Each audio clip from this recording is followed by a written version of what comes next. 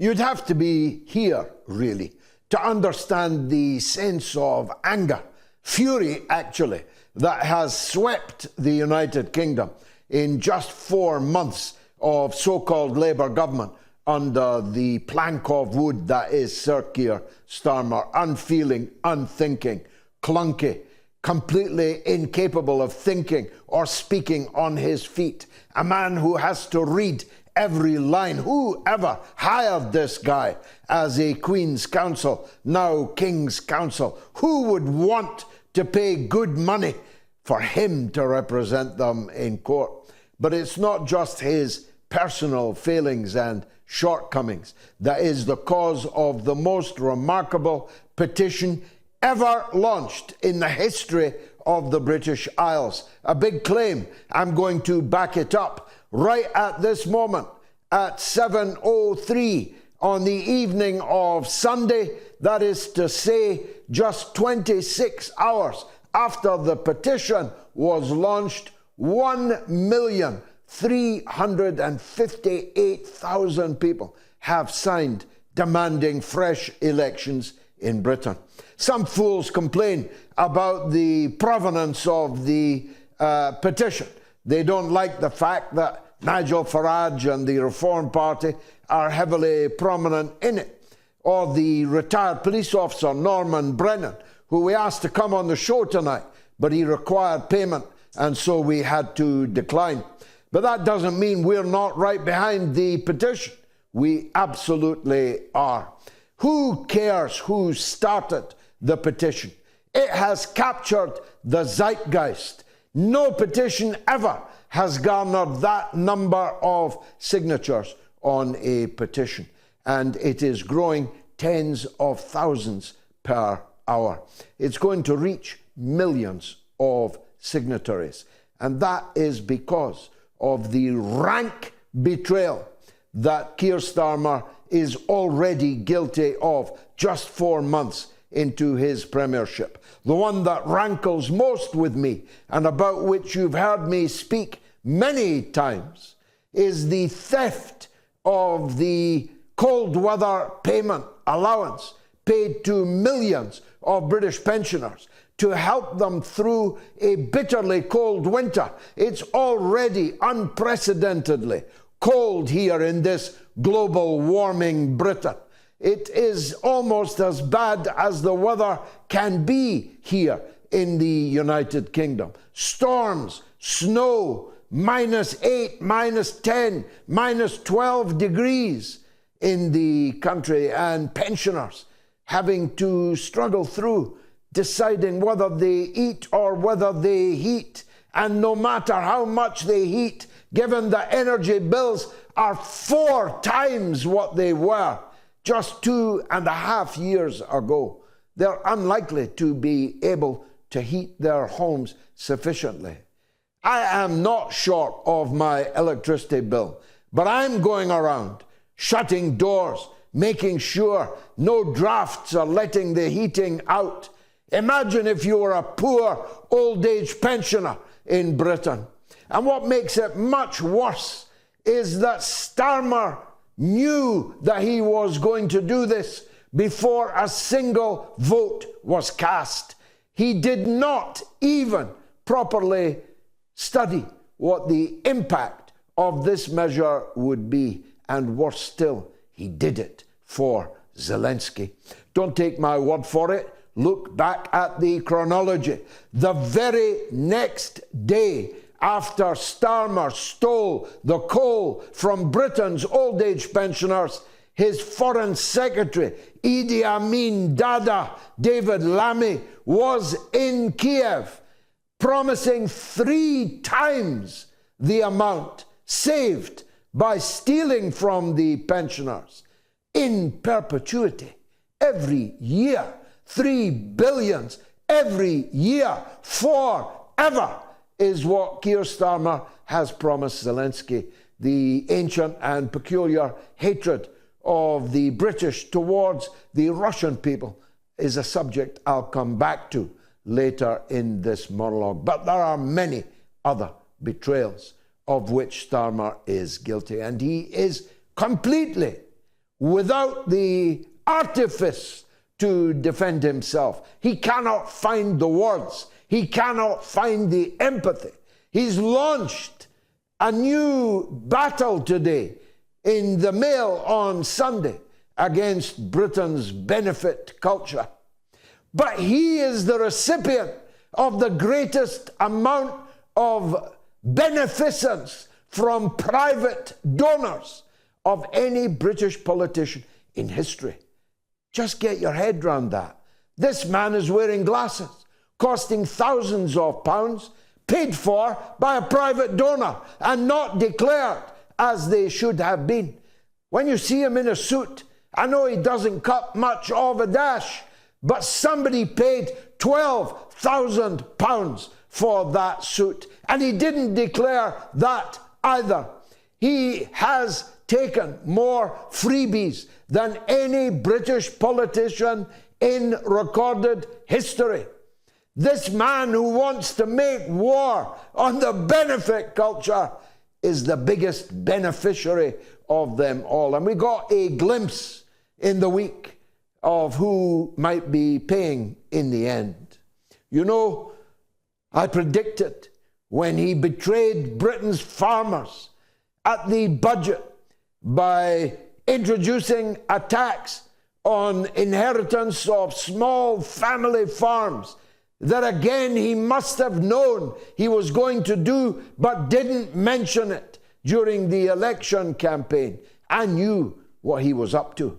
And 4 days later, he was sat in number 10 Downing Street with BlackRock, who will be buying the farmlands from the bankrupted farming families that have been ruined as a result of his treachery.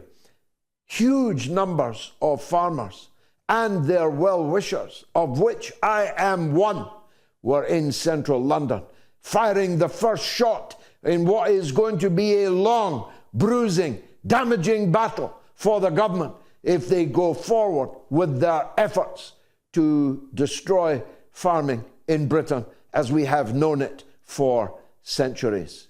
He was right behind a suicide bill. They're not even hiding it anymore.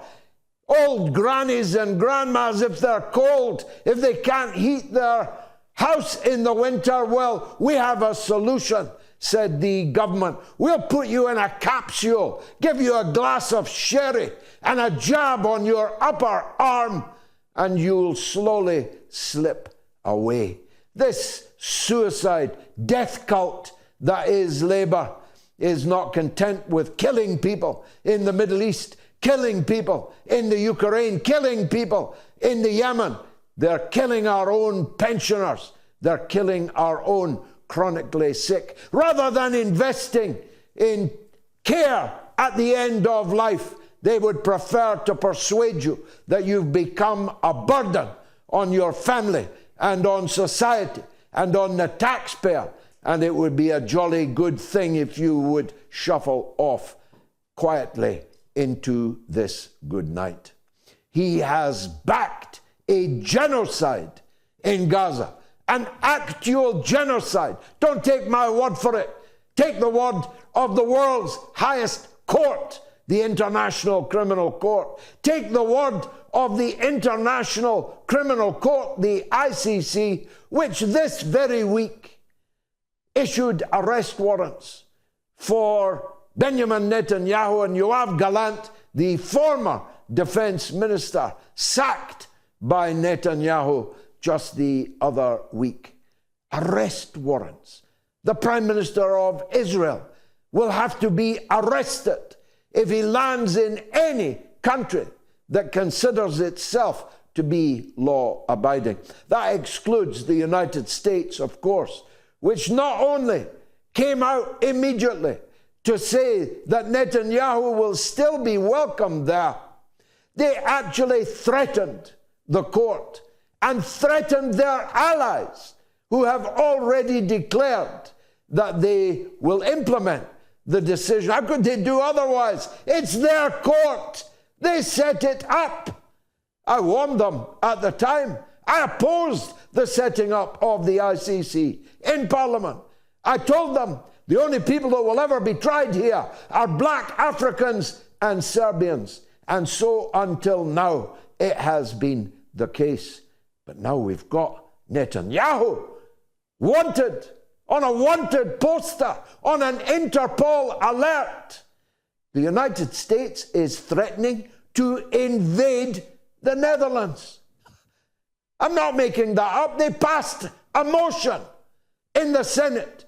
It's called, helpfully, the clue is in the name, the Invasion of the Netherlands Act, in which they say they will actually invade Amsterdam. Now, I've got a soft, my wife was born there. I travel there frequently. I've got a soft spot for the people of the Netherlands. It's not their fault that the ICC has its court there. It's not their fault that the ICJ has its court there. It's not their fault. Don't invade them, please, Joe Biden. What are you going to do? Send your paratroopers in? You're going to make a Marines landing at Zandvoort-on-Zee? Are you going to fight your way over the canals and through the beautiful alleyways, through the tulips in Amsterdam? You lunatics! Lindsey Graham, Senator, slug, Mrs. Lindsey Graham, warned France, Italy, warned our friends and allies, he said on television, that we will take sanctions against you if you implement the arrest warrants of the International Criminal Court. This is gangsterism. This is a political class more fitting of Al Capone's Chicago than a supposedly democratic country with its capital in Washington, D.C. You're threatening to invade people for obeying the law? You're threatening to sanction people for obeying the law? What happened to your international rules-based order in which you give the rulings and the orders and everyone else obeys them? You lunatics, you have destroyed your country's standing in the world, and you're not finished yet. You intend to double down, maybe tonight. You and the tail of your dog, the United Kingdom, are going to give the lives of our own servicemen in defense of a government, Netanyahu, who's wanted by the international police. He's on wanted posters. But if Iran evens the score tonight or tomorrow, you're going to sacrifice our own people, our own blood and treasure in defense of a prime minister whose arrest you are committed to. The British government is still selling weapons to Netanyahu. How does that work? You're selling weapons to somebody who, if he comes to see the weapons, you are committed to arresting him on war crimes charges, on charges of crimes against humanity. This is insanity. You lunatics, all of you lunatics. You haven't just taken over the asylum. You are running amok through the capital cities of Washington, D.C., of London, and of Paris. Shortly, you'll hear from the sage that is Colonel Douglas MacGregor.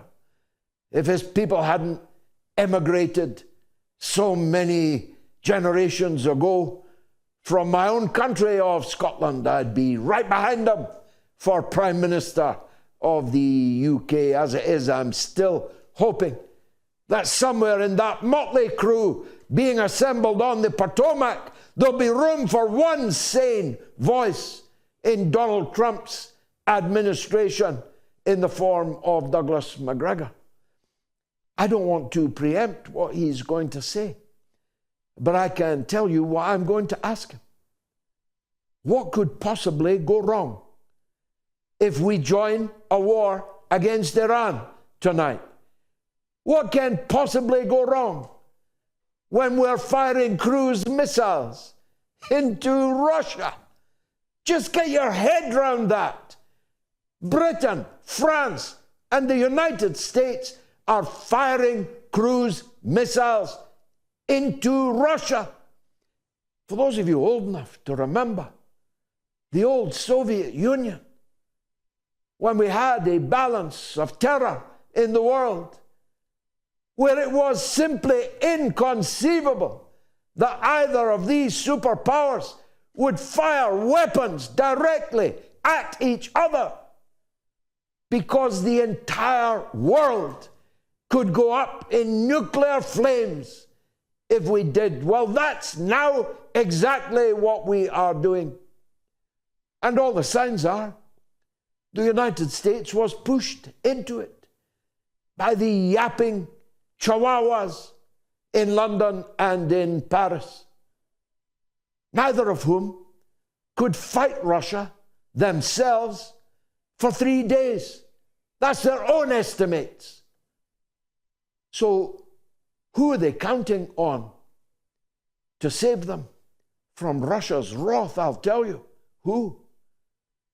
It's you in the United States, you in the Midwest, you in the southern boondocks, you in the Rust Belt, you on the coast. It's you that they intend to die for them.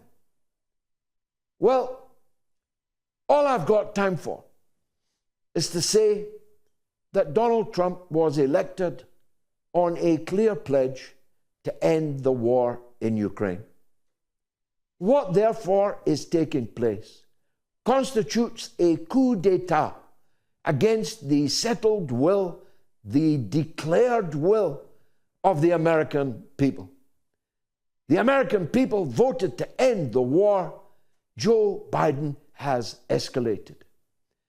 I therefore say I'm with General Flynn when he calls for the removal of the Biden administration. I don't know how it could be done.